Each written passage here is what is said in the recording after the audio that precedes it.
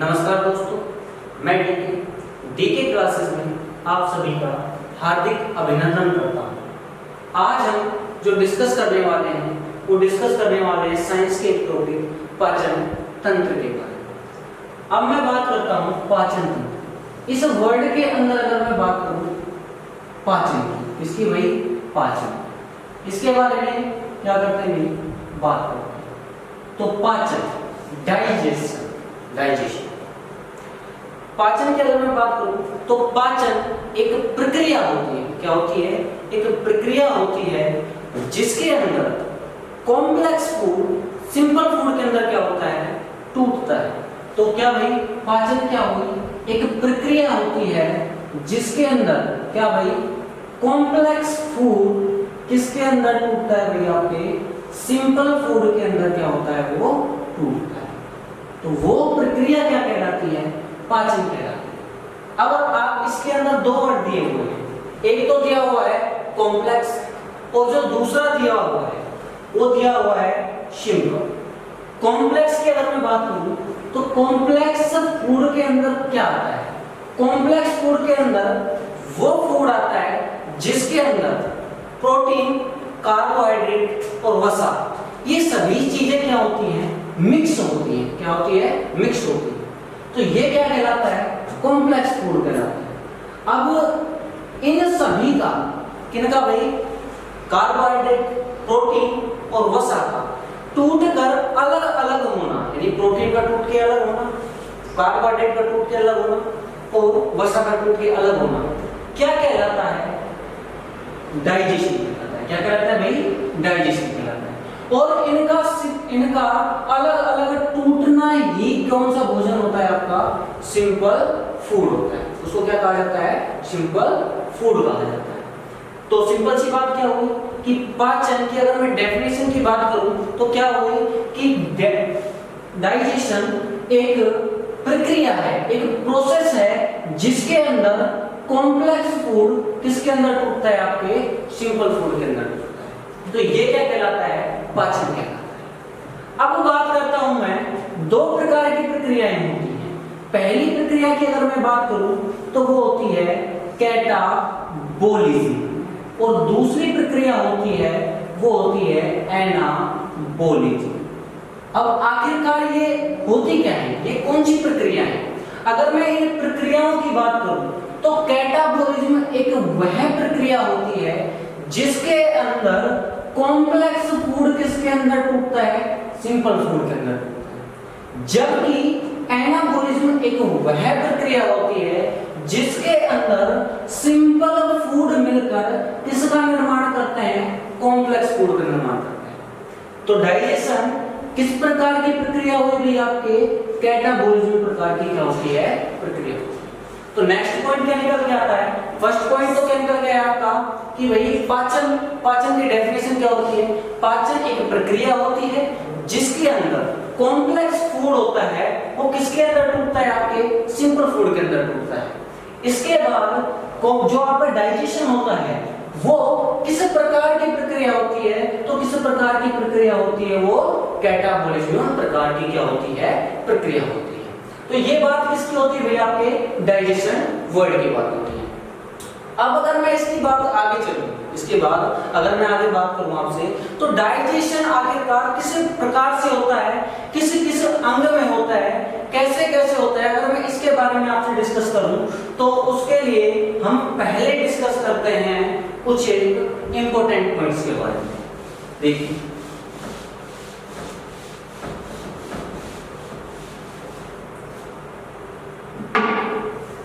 ये बना लेता हूं मैं, मान लीजिए ये किसी व्यक्ति का क्या है भाई, एक डायग्राम बना रहा हूं, मुख मुंह। जो पाचन की जो प्रक्रिया होती है, अगर उसके अंदर हम बात करें तो हम भोजन ग्रहण करते हैं। जब कभी भी हम भोजन को ग्रहण करते हैं तो हम किसके अंदर ग्रहण करते हैं? मुख गुहा के अंदर क्या करते हैं? ग्रहण करते हैं। अब जो भोजन होता है वो मुख गुहा के सहारे होता हुआ किसमें प्रवेश करता है? आपकी ग्रसनी के अंदर। किसके अंदर प्रवेश करता है? ग्रसनी के अंदर प्रवेश करता है। इसके बाद अगर मैं बात करूं यहां से जो भोजन होता है वो किसमें भाई आपकी ग्रास नली के अंदर, किसके अंदर, ग्रास नली के अंदर प्रवेश करता है और ग्रास नली के अंदर जाने के पश्चात वो एक जे शेप का एक ऑर्गन पाया जाता है जिसे कहा जाता है लीवर। तो लीवर के अंदर क्या करता है वो एंटर कर जाता है। इन सभी की अगर मैं बात करूं, इन सभी पार्ट्स की अगर मैं बात करूं तो इनके बारे में हम डिटेल से क्या करने वाले हैं, डिस्कस करने वाले हैं। तो फर्स्ट पॉइंट की अगर मैं बात करूं, किसकी भाई, मुख गुहा की अगर मैं बात करूं तो पहला पॉइंट क्या हो गया भैया आपका मुख गुहा। क्या हो गया, मुख गुहा। इसकी अगर मैं बात करूं तो मुख गुहा वाला जो पार्ट होता है आपका, जो ये आगे वाला पार्ट होता है जिसको आप लोग मुंह बोलते हैं, इसके अंदर ये जो पूरा पार्ट होता है ये क्या कहलाता है, मुख गुहा कहलाता है। और इस मुख गुहा के अंदर जो ऊपर वाला पार्ट होता है वो क्या कहलाता है, तालु कहलाता है। क्या कहलाता है आपका, तालु कहलाता है। तो मुख गुहा के अंदर जो उसका ऊपरी भाग होता है वो क्या कहलाता है आपका, तालु कहलाता है। Is that clear? अब बात करता हूं मैं इस मुख गुहा के बारे में। कौन सा वाला पार्ट दे, जो डायग्राम के अंदर ये वाला पार्ट दिखाया गया है, ये सारा का सारा जो पार्ट है वो किसके अंदर आता है, मुख गुहा के अंदर आता है। और अब मैं अगर बात करूं मुख गुहा के कार्य की अगर मैं बात करूं तो इसका जो कार्य होता है वो क्या होता है, भोजन को पीसना, भोजन को पीसना, उसके अंदर लार को क्या करना, मिलाना, किसके अंदर होता है, आपके मुख गुहा के अंदर होता है। तो पहला पॉइंट क्या आता है इसके अंदर, पहला पॉइंट आता है किसका, वही लार को किसके अंदर, भोजन के अंदर मिलाना, किसके अंदर आता है, आपके मुख गुहा। दूसरा वर्ग क्या होता है इसका, दूसरा वर्ग होता है, दूसरा वर्ग यहाँ पर क्या होता है, जो भोजन होता है, जो आपका भोजन होता है वो क्या होता है, यहाँ पर पीसा जाता है। क्या होता है, उसको ग्राइंडिंग होता है, यानी कि ग्राइंडिंग फूड होता है किस पार्ट के अंदर, आपके बकल कैविटी के अंदर। इसके बाद अगर मैं बात करूं तीसरे पॉइंट की, तो इस वाले भाग में आपके डाइजेस्टिव सिस्टम के इस वाले पार्ट के अंदर, कौन सा पार्ट, मुख गुहा के अंदर कार्बोहाइड्रेट का आंशिक पाचन होता है। वेरी वेरी इंपॉर्टेंट पॉइंट है भाई, कार्बोहाइड्रेट का क्या होता है भाई, आंशिक पाचन होता है। अब आंशिक का मतलब क्या हो गया कि जो आपका कार्बोहाइड्रेट होता है उसके अंदर जो स्टार्च होता है, आपका जो स्टार्च होता है वो किसके अंदर चेंज हो जाता है, माल्टोज के अंदर चेंज हो जाता है। इस टाइप के, ठीक है। तो मुख गुहा के अंदर क्या होता है, जो आपका कार्बोहाइड्रेट होता है जिसको क्या कहते हैं भाई, स्टार्च होता है। स्टार्च किसके अंदर टूट जाता है, आपके माल्टोज के अंदर टूट जाता है, ठीक है। चौथे पॉइंट की अगर मैं बात करूं, इसके अंदर कार्बोहाइड्रेट का आंशिक पाचन होता है। इसके बाद अगर मैं बात करूं आपसे इसी के बारे में, मुख गुहा के बारे में, तो इसके पार्ट्स कौन कौन से हैं, मुख गुहा के अंदर आखिरकार कौन कौन से ऑर्गन्स प्रेजेंट होते हैं जो इन सभी कार्यों में इनकी क्या करते हैं, मदद करते हैं। तो इनके पार्ट्स के बारे में अगर हम डिस्कस करें तो इसके जो पार्ट्स होते हैं वो 3 पार्ट्स होते हैं। कितने पार्ट्स होते हैं भाई, 3 पार्ट्स होते हैं। किसके भाई, आपके मुख गुहा के 3 पार्ट्स होते हैं। पहला पार्ट तो क्या हो गया आपका, होठ। क्या होता है, होठ। सेकंड पार्ट की अगर मैं बात करूं तो मुख गुहा का सेकंड पार्ट होता है वो होता है आपकी जीभ। क्या होती है, जीभ। थर्ड पार्ट की अगर मैं बात करूं तो तीसरा भाग क्या होता है, तो वो क्या होते हैं, आपके दांत। तो सिंपल सी बात क्या हुई कि बकल कैविटी, मुख गुहा होती है, वहां पर अगर मैं बात करूं तो उसके 3 भाग होते हैं। कौन कौन सा, होठ, जीभ और दांत। इनके बारे में हमें क्या करना है, डिटेल से क्या करना है भाई, अध्ययन करना है। तो इसके अंदर अगर मैं बात करूं फर्स्ट पॉइंट की, इसकी होठ की अगर मैं बात करता हूं तो इसके अंदर पहला पॉइंट क्या बनता है कि यह हमारे शरीर का, कौन भाई, होठ। होठ हमारे शरीर का तेलीय युक्त अंग नहीं होता है। अर्थात हमारे शरीर का यह वह अंग अंदर क्या नहीं पाई जाती है, वसा नहीं पाई जाती है। सेकंड पॉइंट क्या बनता है, जो होठ होता है, जो होठ होता है वो हमारे पाचन के अंदर, इसके अंदर वही पाचन के अंदर किस प्रकार से मदद करता है, तो किस प्रकार से मदद करता है इसके बारे में हमें क्या करना है, डिस्कस करना है। तो किस प्रकार से मदद करता है, कभी भी आप लोग कोई पेय पदार्थ ग्रहण करते हो, लाइक जूस, जैसे कि मैं बात करूं जूस अगर आपने ग्रहण किया, ग्रहण करने के पश्चात अगर आपके होठ ना होते और आप लोगों को नीचे झुकने के लिए बोल दिया जाता तो सारा का सारा जूस कहां जाता है, आपके बगल कैविटी से पूरा का पूरा बाहर आ जाता। तो सिंपल सी बात क्या हो, इसका वर्ग क्या होगा आखिरकार, होठ का। इससे क्या पता चलता है भाई कि होठ का जो वर्ग होता है वो क्या होता है कि जो लिक्विड होते हैं, जो पेय पदार्थ होते हैं, उनको किसके अंदर, हमारे मुख गुहा के अंदर रोके रखने का कार्य कौन करता है, आपका होठ करता है। तो होठ के 2 पॉइंट्स हो गए, कौन कौन से, पहला पॉइंट तो हो गया कि होठ जो होता है वो कैसा नहीं होता है, वसीय अंग नहीं है। दूसरा पॉइंट क्या बनता है कि यह हमारे डाइजेशन में किस प्रकार मदद करता है, तो यह मदद करता है कि जो हमारे पेय पदार्थ होते हैं उनको हमारे मुख गुहा से बाहर निकलने से क्या करता है, रोकता है। कौन भाई, आपका होठ रोकता है। इसके बाद अगर मैं बात करूं सेकंड पॉइंट की, किसकी भाई, जीभ की। जीभ के बारे में अगर मैं बात करूं तो जीभ जो होती है आपकी, जीभ जो होती है वो बहुत अच्छे अच्छे काम कराती है और बहुत गलत गलत काम भी कराती है। जैसे देखिए, अगर ये सही चल जाए तो सही, गलत चल गई तो बहुत कुछ गलत हो जाता है। तो इसके बारे में देखिए, जीभ। अब जो ये जीभ होती है आखिरकार किससे मिलकर बनी हुई होती है, किन से बनी हुई होती है। तो पहला पॉइंट आता है, जो आपकी जीभ होती है वो मांसपेशियों से मिलकर बनी हुई होती है। किन से मिलकर बनी हुई होती है भाई, आपके मांसपेशियों से बनी हुई होती है। तो क्या मैं ये कह सकता हूं कि जो जीभ होती है, क्या भाई, जो जीभ होती है वो एक मस्कुलर ऑर्गन होता है। क्या होता है भाई, आपका एक मस्कुलर ऑर्गन होता है।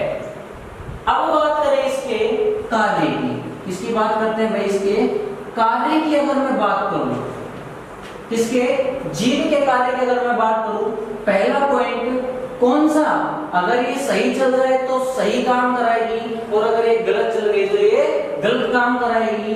अर्थात यह हमारे बोलने में क्या कराती है, सहायता प्रदान करती है।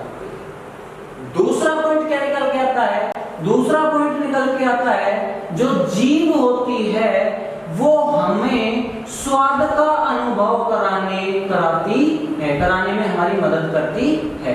तो पहला पॉइंट क्या हो गया, जीभ का जो वर्क होता है वो क्या होता है, बोलने में सहायता प्रदान करना। सेकंड पॉइंट क्या होता है, स्वाद का अनुभव कराना। और थर्ड पॉइंट जो इसका कार्य होता है, मेनली जो वर्क होता है वो क्या होता है कि जो भोजन होता है उसके अंदर किसको मिला देना भाई, लार को मिलाने का जो कार्य होता है वो किसका होता है, आपकी जीभ का। तो जीभ के अंदर कौन कौन सी बातें हो गई कि जीभ क्या होता है, एक मस्कुलर ऑर्गन होता है। अगर मैं इसके वर्क की बात करूं तो इसका वर्क क्या होता है, ये हमें बोलने में सहायता प्रदान करती है। दूसरा पॉइंट क्या निकल के आता है कि जो जीभ होती है वो किसमें, स्वाद का अनुभव कराती है। थर्ड पॉइंट क्या होता है कि यह हमारे भोजन के अंदर किसको मिक्स करती है, लार को मिक्स करती है। अब इसके अंदर एक बात निकल के आती है कि आखिरकार यह स्वाद का अनुभव कैसे कराती है, स्वाद का अनुभव कैसे कराती है। तो उसके बारे में हम क्या करते हैं, थोड़ा सा डिस्कस करते हैं। क्या करते हैं भाई, हल्का सा डिस्कस करते हैं कि स्वाद का अनुभव आखिरकार हमारी जीभ किस प्रकार से कराती है। तो मान लिया ये किसी व्यक्ति की एक जीभ है, जो हल्का सा डायग्राम बना, इसके अंदर अगर मैं बात करूं तो जो ये जो जीभ होती है, ये जो जीभ है इसका जो आगे वाला हिस्सा होता है, जो आगे का जो पार्ट होता है वो किस प्रकार के स्वाद का अनुभव कराता है, तो ये कराता है मीठे का अनुभव। इस प्रकार का मीठे का अनुभव कौन कराता है? जीभ का आगे वाला जो हिस्सा होता है, आगे वाला जो पार्ट होता है, वो कैसे अनुभव कराता है? मीठे का। जबकि अगर मैं बात करूं कि जीभ का जो पिछला हिस्सा होता है, कौन सा भाई? जो ये पीछे वाला पार्ट होता है, वो जो अनुभव कराता है वो करवाता है कड़वे। किसका अनुभव कराता है? तीसरा पॉइंट क्या, तीसरी बात क्या होती है कि इस जीभ का जो साइड वाला भाग होता है, कौन सा भाई? जो साइड वाला भाग होता है वो किस प्रकार के स्वाद का अनुभव कराता है? तो ये कराता है खट्टे का। इस प्रकार के स्वाद का अनुभव कराता है खट्टे। इसके बाद बात आती है कि इसका जो मिड वाला पार्ट होता है, जो बीच वाला भाग होता है, वो किस प्रकार के स्वाद का अनुभव कराता है? तो किस प्रकार के स्वाद का अनुभव कराता है? ये नमकीन। आगे बस तो जीभ होती है, उसका कौन सा पार्ट किस प्रकार के स्वाद का अनुभव कराता है, इसके बारे में मैंने हल्का सा बताया क्या कि जो ये जीभ है, इसका आगे वाला भाग किसका अनुभव कराता है? मीठे का। साइड वाला किसका? खट्टे का। पीछे वाला भाग कड़वे का। और अगर मैं बात करूं बीच वाला जो पार्ट होता है वो किसका अनुभव कराता है? नमकीन का। अब इसके अंदर अगर मैं बात करूं, अब मैं इस जीभ के अंदर अगर मैं बात करूं तो इसका मैं एक छोटा सा भाग क्या लेता हूं? एक छोटा सा हिस्सा लेता हूं और छोटे से हिस्से को लेने के पश्चात हल्का सा क्या करता हूं? उसको जूम करता हूं। क्या करता हूं? जूम करता हूं। जूम करने के पश्चात मुझे पता चलता है कि जो ये जीभ होती है, इस जीभ के अंदर नलिकानुमा संरचनाएं क्या होती हैं? पाई जाती है। कुछ एक क्या पाई जाती है? नलिकानुमा संरचनाएं पाई जाती है। कुछ एक इस प्रकार से ये जो नलिकानुमा संरचनाएं होती है, ये जो नलिकानुमा संरचनाएं होती हैं, इन्हें कहा जाता है स्वाद कलिकाएं। क्या कहा जाता है? स्वाद कलिकाएं। Is that? तो जीभ के अंदर कुछ एक नलिकानुमा संरचनाएं पाई जाती है जिन्हें कहा जाता है स्वाद कलिकाएं। और जो ये स्वाद कलिकाएं होती हैं वो नीचे किसके द्वारा भाई? तंत्रिका कोशिकाओं के द्वारा। किसके द्वारा? तंत्रिका कोशिकाओं के द्वारा हमारे मस्तिष्क से क्या होती है? वो जुड़ी हुई होती है। किससे जुड़ी होती है? आपके मस्तिष्क से जुड़ी हुई होती है। तो सिंपल सी बात क्या हो गई?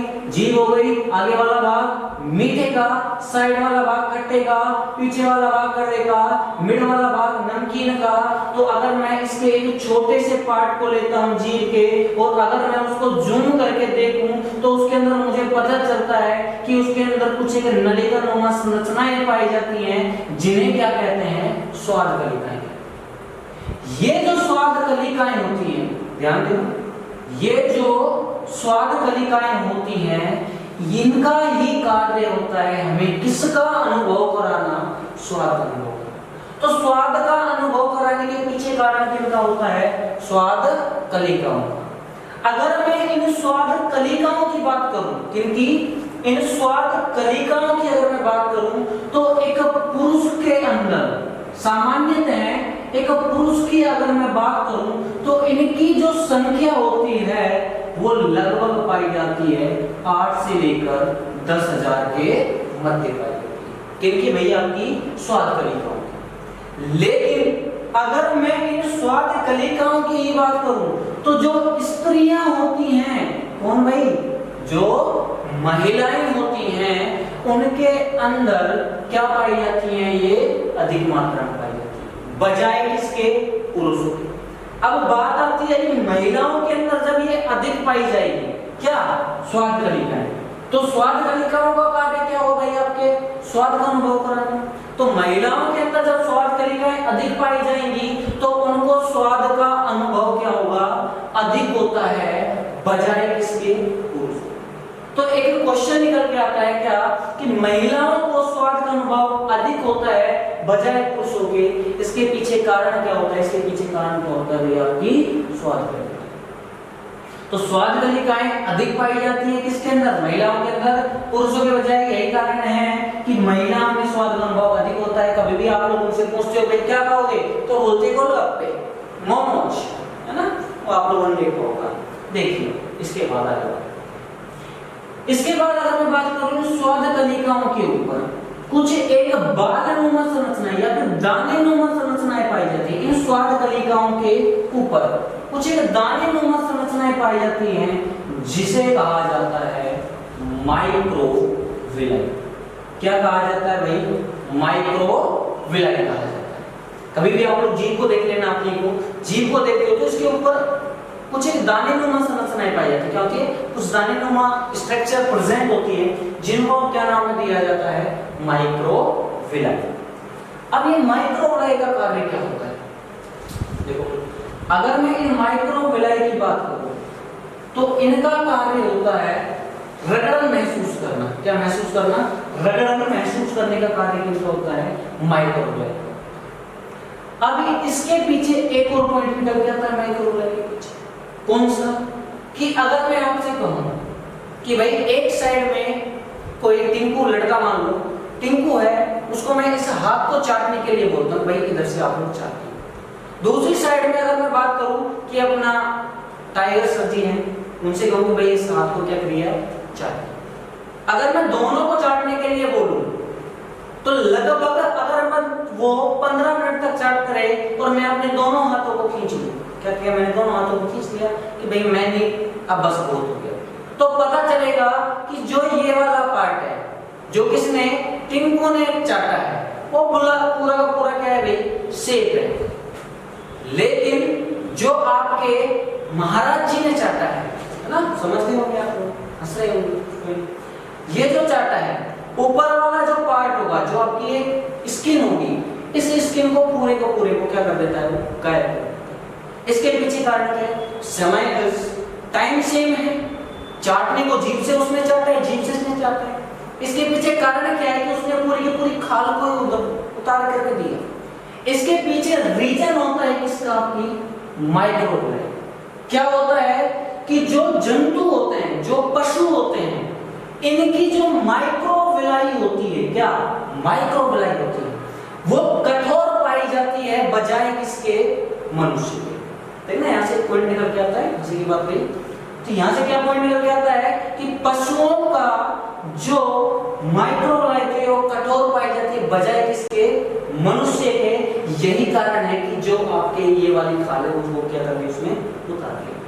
तो कभी भी अगर मैं बात करूं तो जंतुओं की माइक्रोविलाई क्या होती है भैया? आपके कठोर पाई जाती है बजाय किसके?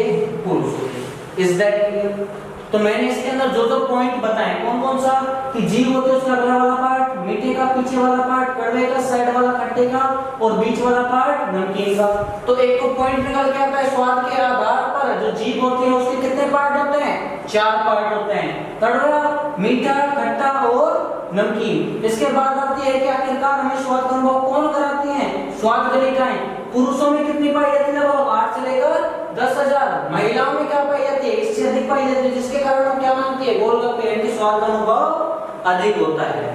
तीसरा पॉइंट क्या निकल के आता है कि इसके ऊपर क्या पाई जाती है? दानेनुमा संरचना पाई जाती है, जिन्हें क्या कहते हैं? माइक्रोविलाई कहा जाता है। ये पशुओं की क्या पाई जाती है? अधिक कठोर पाई जाती है बजाय किसके? मनुष्य के। इसके बाद इज दैट क्लियर? इसके बाद बात करूं मैं कि जो ये वाला पार्ट है, जो स्वाद कलिकाएं होती हैं, ये हमारे तंत्रिका कोशिकाओं की सहायता से जुड़ के हमारे ब्रेन से क्या होती है? ये कनेक्टेड होती है, जिसके कारण हमें स्वाद का क्या होता है? अनुभव होता है। जी मेरे हिसाब से शायद इसके अंदर आपको हो और जीभ समझ में आ चुके हो। अब हमें इस मुख गुहा के तीसरे भाग, जिसको कौन सा भाई? जो कौन सा है आपका? जो है आपका दांत, उसके बारे में क्या करना है? डिस्कस करना। तो थोड़ा सा हल्का सा लेंथी टॉपिक है और बहुत अच्छा टॉपिक है, इसके बारे में हल्का सा ध्यान से देखिए। दांत क्या हो गया भाई? दांत। पहला पॉइंट, इसके अंदर से बहुत अच्छे क्वेश्चंस निकलते हैं, बहुत से एग्जाम में क्वेश्चन आए हुए हैं। इससे पहले वाले पॉइंट पर अगर मैं बात करूं तो वहां से बहुत कम चांस होता है कि क्वेश्चंस आ जाए, यहां से क्वेश्चंस आने के चांसेस होते हैं। तो इस चीज को अच्छे से देखना है आपको। क्या? दांत के बारे में। दांत की अगर मैं बात करूं तो पहला पॉइंट क्या आता है इसके अंदर? पहला पॉइंट आता है कि दांत के बारे में अध्ययन करना क्या कहलाता है? तो वो कहलाता है ओडोंटोलॉजी। क्या कहलाता है भाई? ओडोंटोलॉजी। तो दांत के बारे में अध्ययन करना क्या कहलाता है? ओडोंटोलॉजी। सेकंड पॉइंट आता है कि जो आपका दांत होता है वो आखिरकार किन चीजों से मिलकर बना होता है? ठीक है, किन चीजों से मिलकर बना होता है? तो किन चीजों से मिलकर बना होता है? ये बना होता है कैल्शियम, कैल्शियम और किससे भैया? आपके फास्फेट। किससे मिलकर बना होता है? कैल्शियम तथा फास्फेट, जिसको आप लोग क्या बोलते हो? Calcium phosphate. क्या बोलते हो? Calcium phosphate.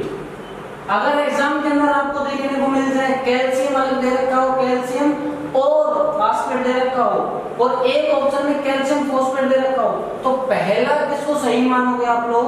Calcium plus phosphate को, यानी कैल्शियम और फास्फेट को क्या मानोगे आप? सही मानोगे, बजाय किसके? Calcium phosphate. तो पहला पॉइंट क्या आता है? दांत के बारे में अध्ययन करना ओडोंटोलॉजी कहलाता है। सेकंड पॉइंट क्या आता है कि किससे मिलकर बना होता है? तो किससे मिलकर बना होता है? आपके कैल्शियम फॉस्फेट से मिलकर बना होता है। अब मैं एक पॉइंट डिस्कस करूंगा, कौन सा?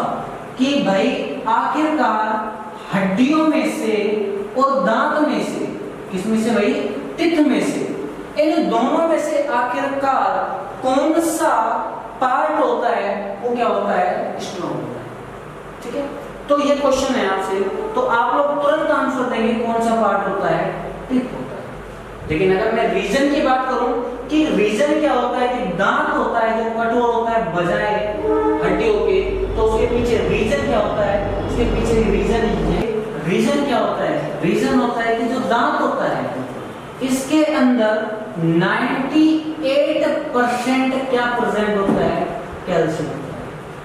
जबकि अगर मैं बात करूं हड्डियों के अंदर, तो इसके अंदर लगभग 68% क्या पाया जाता है? कैल्शियम।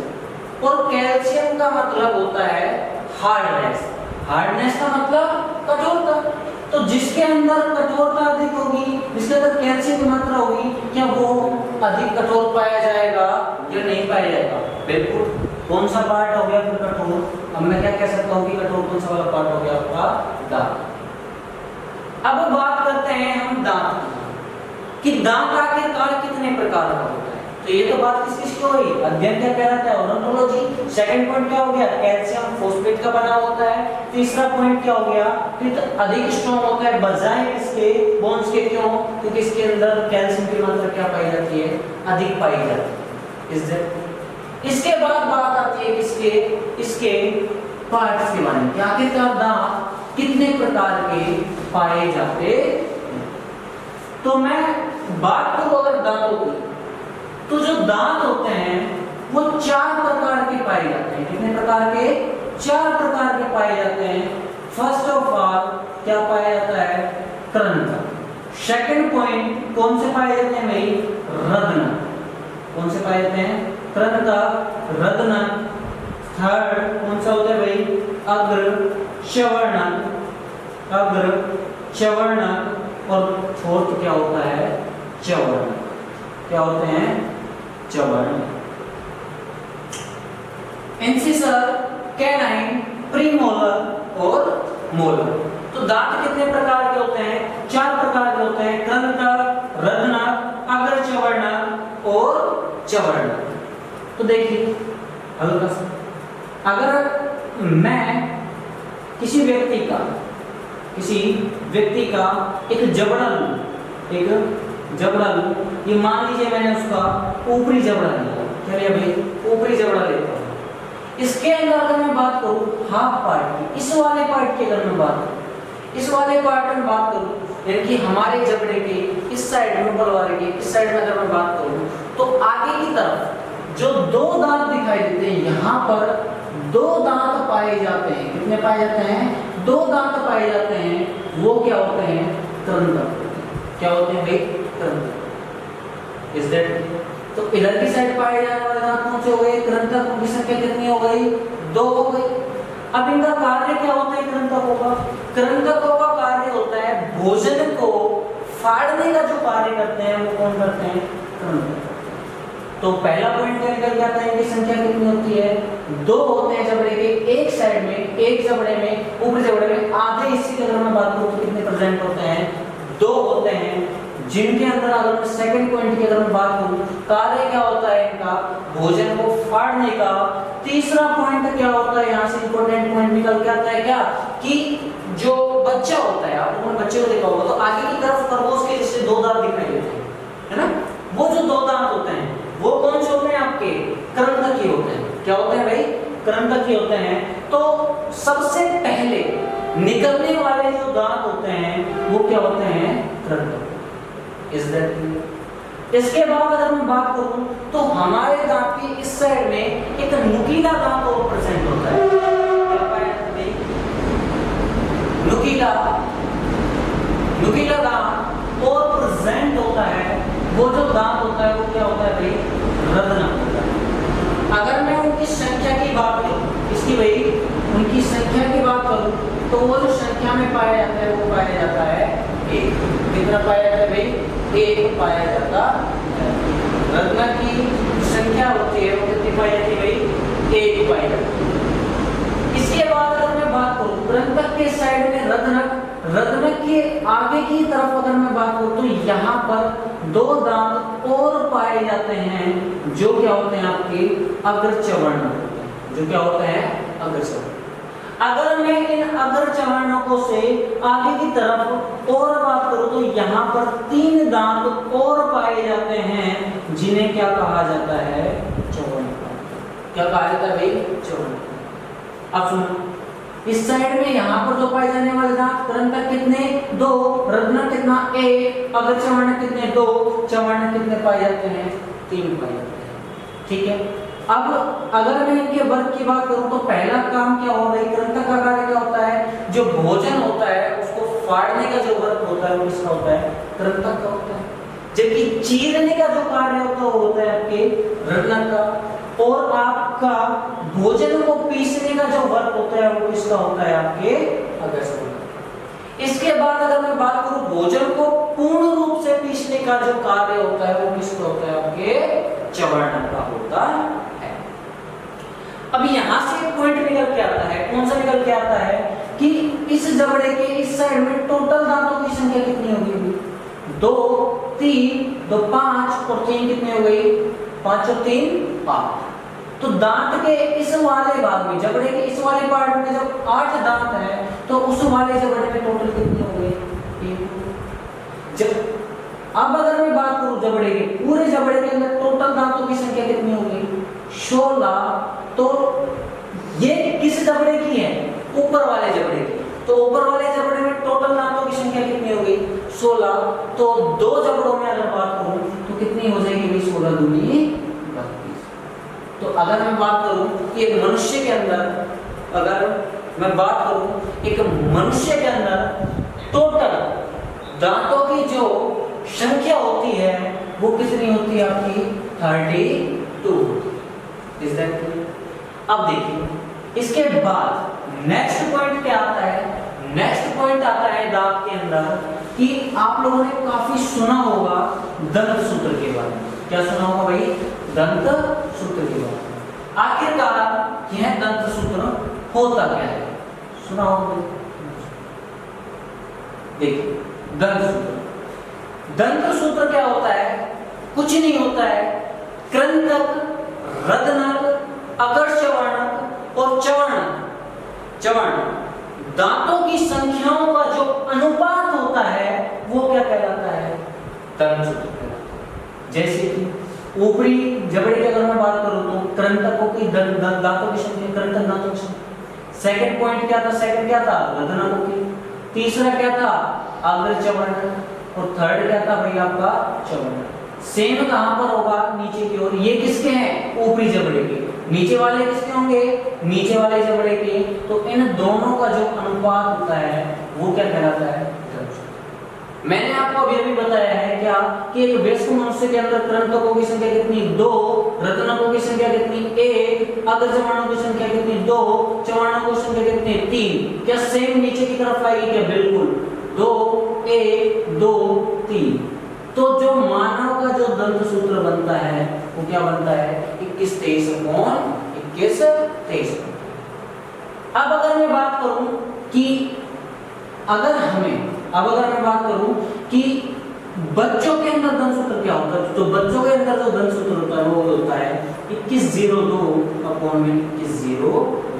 जो दांत होते हैं वो किसके अंदर पाए जाते हैं, बच्चों के अंदर क्या होता है दंत सूत्र।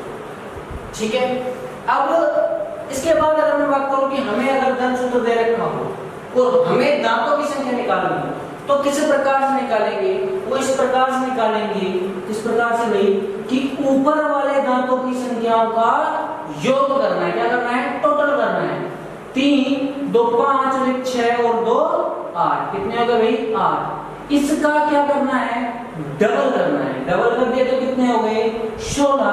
नीचे वाले में सेम प्रोसेस करने है, क्या जोड़ करके डबल करना है कि 3 2 5 6 और 2 8, 8 का डबल कितना हो गया 16 और इन दोनों को जोड़ते हैं तो टोटल कितने हो गए 32।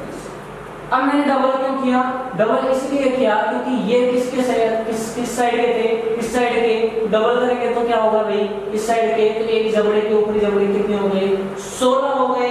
तो अगर मैं इन दोनों को जोड़ा क्यों, क्योंकि ऊपरी जबड़े के टोटल कितने हो गए 16, नीचे वाले किसके हो गए निचले जबड़े के तो 16, तो टोटल दांतों की संख्या कितनी हो गई 32। सेम काम किसके अंदर करना है, हमें बच्चों के दंत सूत्र के अंदर करना है, क्या टोटल करके डबल करना है कि 2 3 2 5 का डबल कितना हो गया 10। सेम काम करना 2 3 2 5 5 का डबल कितना हो गया 10, 10 ऊपरी जबड़े में 10 निचले जबड़े में टोटल कितने हो गए 20। तो जो बच्चों के अंदर जो दांत पाए जाते हैं वो टोटल कितने पाए जाते हैं भाई आपके 20 दांत पाए जाते हैं। इन्हीं दांतों को क्या कहा जाता है अस्थायी दांत, जिनको आप लोग बोलते हो दूध के दांत। अब देखो इन दोनों दंत सूत्रों के अंदर अगर आप हल्का सा डिफरेंस करते हैं, क्या कि पहला पॉइंट क्या बताया मैंने, पहले वाली संख्या किसके तक की है, क्या दोनों में बराबर है, क्या बिल्कुल बराबर है। क्या रंध्रों की संख्या बराबर है, क्या बिल्कुल बराबर है बच्चे के अंदर और मनुष्य के अंदर। क्या अगर चवंडों की संख्या बराबर है, क्या नहीं, किसके अंदर बच्चों के अंदर प्रेजेंट नहीं है, किसके अंदर प्रेजेंट है पुरुष के अंदर, कौन से अगर चवर्ण। तो एक क्वेश्चन निकल के आता है, क्या निकल के आता है कि जो बच्चे होते हैं उनके अंदर कौन से दांत क्या होते हैं प्रेजेंट नहीं होते हैं, तो कौन से नहीं होते हैं आपके अगर चवर्ण दांत क्या होते हैं प्रेजेंट नहीं होते। इसके अलावा क्या एक इसके अंदर भी कम है, क्या बिल्कुल है, तो कौन कौन से दांत अगर चवर्ण तो पूरे क्या भाई पूरे के पूरे क्या होते हैं संपूर्ण क्या होते हैं अनुपस्थित होते हैं, जबकि जो चवर्णक होते हैं वो क्या होते हैं भाई कुछ एक तो प्रेजेंट होते हैं और कुछ क्या होते हैं प्रेजेंट नहीं। तो यहां से बात क्या निकल के आती है कि बच्चों के अंदर संपूर्ण रूप से अनुपस्थित दांत कौन से अगर चवर्णक, और अगर मैं बात करूं कि अनुपस्थित दांत कितने होते हैं तो अगर चवर्णक और चवर्णक दोनों क्या होते हैं प्रेजेंट नहीं। इसके बाद अगर मैं बात करूं तो एक दंत सूत्र होता है 1003 अपॉन 1003। ये जो दंत सूत्र होता है वो होता है आपके चूहे का दंत सूत्र। किसका होता है चूहे का, किसका होता है भाई चूहे का। अब मैं चूहे के अंदर अगर दांतों की संख्या पूछूं तो क्या होती है 3 और 1 4, 4 का डबल 8, 3 4, 4 का डबल 8, टोटल दांतों की संख्या कितनी हो गई भाई 16। इसके बाद एक इंपॉर्टेंट सवाल बनता है कौन सा हाथी के दांतों से। तो जो हाथी का जो दांत होते हैं उनका जो आपका दंत सूत्र होता है वो होता है 1033 अपॉन 0033। ठीक है, तो हाथी के अंदर दांतों की संख्या काउंट करनी है, क्या करना होगा टोटल करके डबल करना, 3 दूनी 6 7 दूनी 14, 3 दूनी 6 6 दूनी 12, तो टोटल दांतों की संख्या कितनी हो जाती है भाई आपकी 26। यहां से सवाल क्या निकल के आता है, यहां से एक सवाल निकल के आता है कि हाथी के जो आगे की तरफ जो दो दांत दिखाई देते हैं वे कौन से दांत होते हैं क्रंदक, रत्नक, अग्र चवर्णक या चवर्णक। तो इस दंत सूत्रों को अगर आप देखते हो तो यहां से निकल के आता है कौन से दांत डिफरेंट है भाई आपके पहले वाले का मतलब क्रंदक, कौन से भाई क्रंदक। ये ऊपर वाला किसका है ऊपरी जबड़े का नीचे वाला कौन सा है, निचले जबड़े का।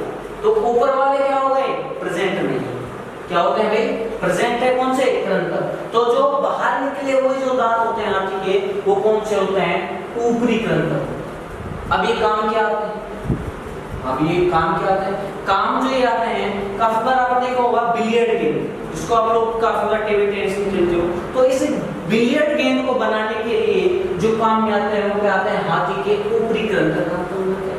इसके अलावा ये बहुत सारी दवाइयों के अंदर क्या होते हैं, ये यूजफुल होते हैं। कौन भाई, जो हाथी के जो दांत होते हैं। यहां तक बात होती है हमारी कंप्लीट। अब बात करते हैं कि दांतों की संरचना के बारे में, कि आखिरकार दांतों की जो संरचना होती है वो किस प्रकार होती है, क्या क्या दांत के अंदर प्रेजेंट होता है, कौन कौन सा पार्ट इसके अंदर पाया जाता है, इसके बारे में अगर मैं डिस्कस करूं, अगर मैं दांत की संरचना के बारे में अगर मैं डिस्कस करूं, दांत की संरचना के बारे में अगर मैं डिस्कस करूं, तो इसके 3 पार्ट्स प्रेजेंट होते हैं। वो कौन कौन से होते हैं, देखिए।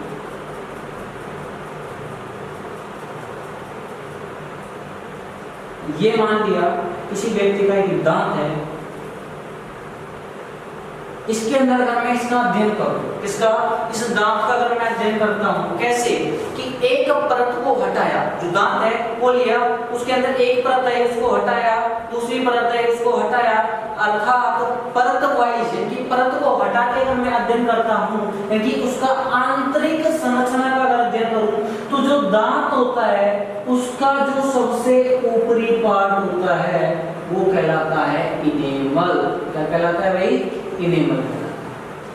जैसे ही मैं इस वाले पार्ट को हटाता हूं, ऊपरी परत को हटाता हूं, तो जो दांत होता है इसके नीचे की तरफ एक और परत पाई जाती है, जिसका नाम क्या होता है, दंतास्थि। क्या बोलते हैं भाई, दंतास्थि कहा जाता है। क्या कहा जाता है, दंतास्थि। जिसको ये क्या कहा जाता है, दंत वल्क, या फिर क्या कहते हो आप लोग, कैविटी। क्या कहा जाता है, कैविटी। जैसे ही मैं इस वाले पार्ट को और हटा देता हूं, तो इसके नीचे नर्व सेल की एक और परत पाई जाती है, जिसे क्या कहा जाता है, तो इस वाले भाग को कहा जाता है क्या, पल्प। क्या कहते हैं, पल्प।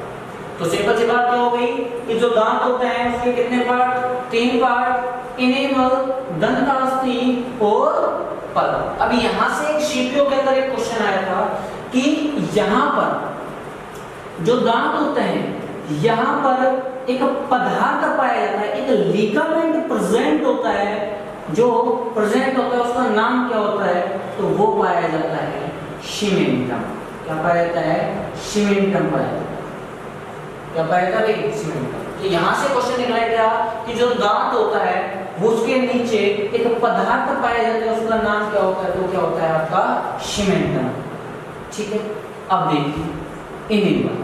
अब हम डिस्कस किसके बारे में बात करते हैं, इनेमल के बारे में बात करते हैं, इसके बारे में इनेमल। तो इनेमल जो होता है, क्या यह इस दांत का सबसे बाहरी भाग है, बिल्कुल। तो बाहरी भाग है, तो बाहरी भाग क्या होता है आपका, चमकीला होता है। तो दांत का इनेमल वाला पार्ट ही क्या होता है, चमकीला होता है। तो दांत का कौन सा पार्ट चमकीला होता है, इनेमल। दूसरा पॉइंट क्या निकल के आता है, यहां से दूसरा पॉइंट निकल के आ जाता है कि दांत का इन तीनों में से सबसे कठोर जो भाग होता है वो भी क्या होता है आपका, इनेमल। और दांत का नहीं बल्कि पूरे शरीर का जो सबसे कठोर भाग होता है वो क्या होता है, यही भाग होता है। आगे बस ठीक। तो हमारे शरीर सबसे चमकीला भाग कौन सा हो गया आपके दांतों का, इनेमल। दूसरा पॉइंट सबसे कठोर भाग कौन सा हो गया आपका, इनेमल हो गया। सबसे अधिक मात्रा में कैल्शियम की मात्रा किसके अंदर पाई जाती है, किसके अंदर पाई जाती है, आपके इनेमल के अंदर। दूसरा पॉइंट क्या निकल के आता है आपके, दंतवल्क। इसके बारे में बात करनी है हमें, दंतवल्क के बारे में बात करनी कि आखिरकार इस दंतवल्क की अगर मैं बात करूं तो यहां से 2 पॉइंट निकल के आते हैं। पहला पॉइंट क्या निकल के आता है कि हमारा जो दांत होता है उसके अंदर सर्वाधिक मात्रा में जो पाया जाता है वो कौन सा भाग पाया जाता है? दंत। कौन सा पार्ट पाया जाता है? दंत। तो हमारे दांत के अंदर सर्वाधिक मात्रा में पाए जाने वाला भाग कौन सा होता है?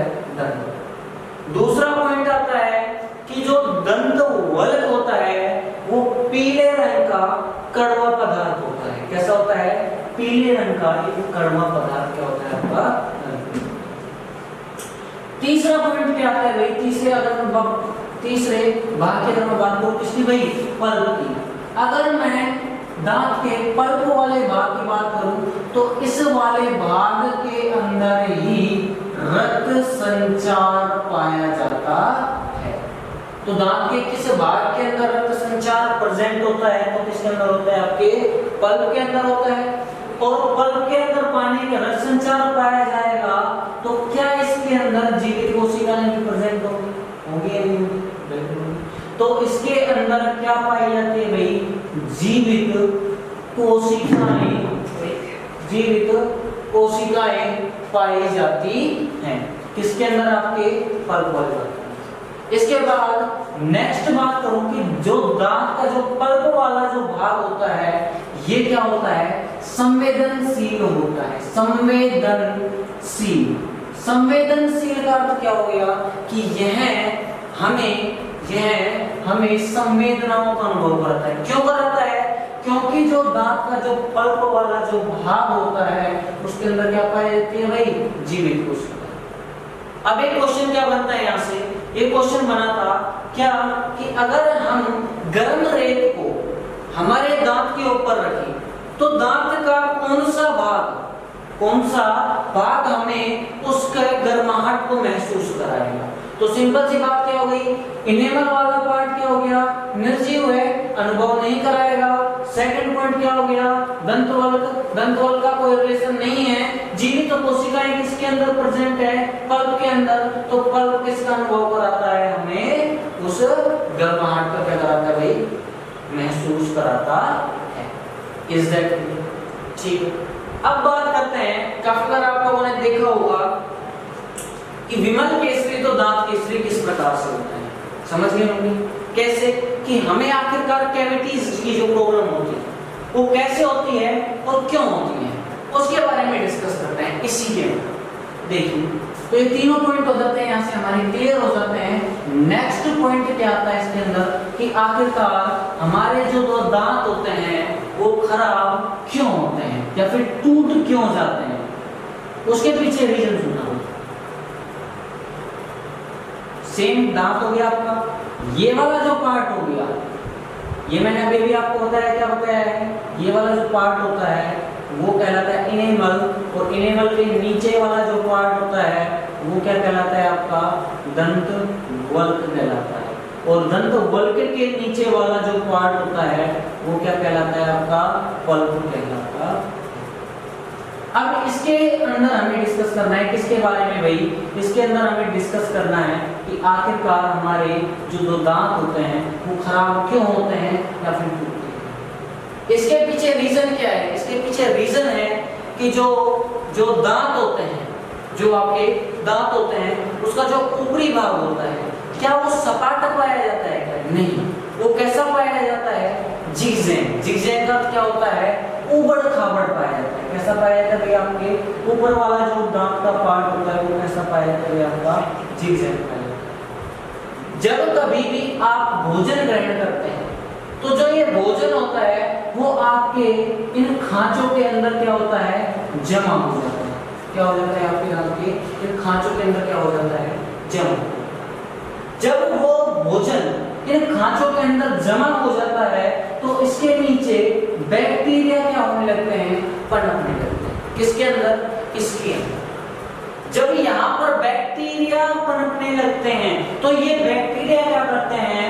ये बैक्टीरिया जो इनेमल है, जो क्या है भाई? आपका इनेमल है, इसका क्या करने लगता है? क्षरण करने लगता है, अर्थात इसको क्या करने लगता है? नुकसान पहुंचाने लगता है। जब इस वाले पार्ट को नुकसान पहुंचाता रहता है तो आप लोगों को काफी बार देखा होगा आपके दांत के ऊपर काला काला सा हल्का सा क्या पड़ जाता है, धब्बा पड़ जाता है। वो यही रीजन होता है कि जो आपके बैक्टीरिया हैं वो किसको भाई आपके दंत इनेमल वाले पार्ट को क्या कर रहे हैं, लगातार क्षरण।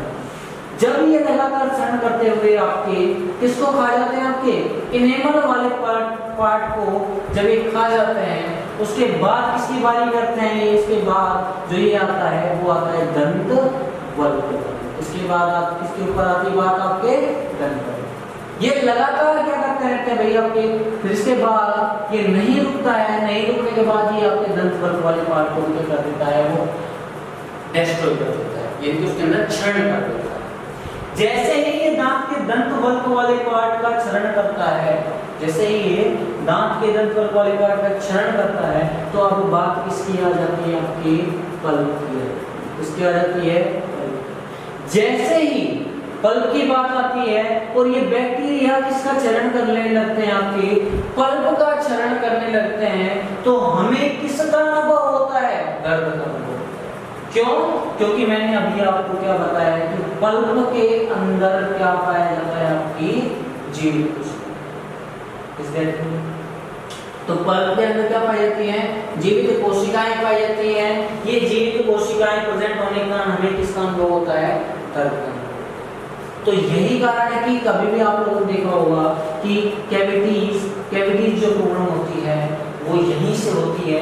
क्यों होती है, क्योंकि आप लोग दांतों की क्या नहीं करते हो, सफाई नहीं।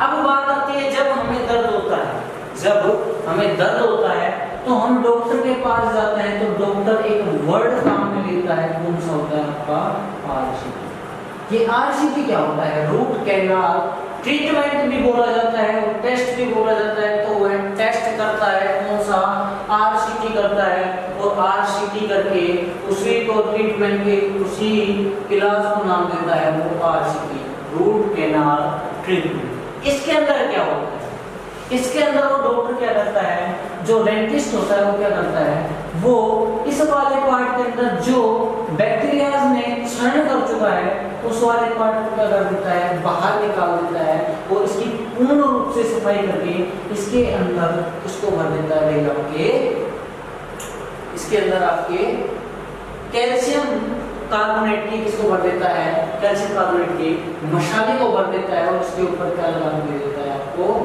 कैप लगा के, जिससे कि आपका क्या नहीं हो पाता है भाई, आपके क्षरण नहीं हो पाता। तो आज हमने एक छोटे से टॉपिक, कौन सा, डाइजेस्टिव सिस्टम के केवल और केवल मुख गुहा के बारे में डिस्कस किया है। किसके बारे में डिस्कस किया भाई, मुख गुहा के बारे में डिस्कस किया। ये जो डायग्राम है, अगर मैं इसके अंदर बात करूं तो इसका जो ये नीचे वाला भाग है, अपेंडिक्स है, इसका हल्का सा मैं जिक्र करूंगा कि क्या हमारे सभी के अंदर अपेंडिक्स प्रेजेंट होता है। तो मेरा जवाब होगा जी हाँ, हर मनुष्य के अंदर अपेंडिक्स प्रेजेंट होता है। लेकिन अगर इस अपेंडिक्स का क्या भाई आकार बढ़ जाए, कितने से बढ़ जाए, 2 इंच से अगर आगे बढ़ जाए तो उसका क्या करना पड़ता है, आपको ऑपरेशन कराना पड़ता है। Thank you so much. इससे आगे की टॉपिक ग्रसनी, ग्रासनरी, इन सभी के बारे में जो हम डिस्कस करेंगे वो अपनी अगली वीडियो में करेंगे। तब तक के लिए थैंक यू, तब तक के लिए बाय, टेक केयर।